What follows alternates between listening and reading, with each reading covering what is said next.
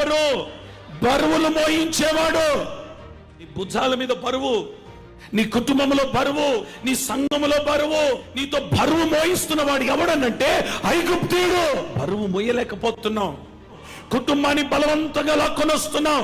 ఏమండి, ప్రతిరోజు ఎలా గడుస్తుందో కూడా అర్థం కాని స్థితిలో బరువు భారముతో మోస్తున్నావు కుటుంబాన్ని. ఇప్పుడు దేవుడు ఏమంటున్నాడో తెలుసా? నువ్వు ఊరక ఉండు. నిన్ను శ్రమ పెట్టిన వాణ్ణి, నిన్ను కఠినంగా సేవ చేయించిన వాణ్ణి, నిన్ను హింసించిన వాణ్ణి, నీ మీద బరువు మోపిన ఐగుప్తులు ఇక మీదట మరి ఎన్నడూ మీరు చూడరు. సంఘము చూడదు, ఇక్కడున్న విశ్వాసులు ఇక చూడరు.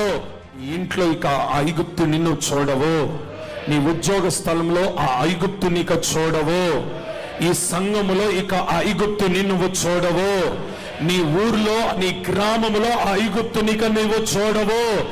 చూడకుండా దేవుడు చెయ్యనుగాక.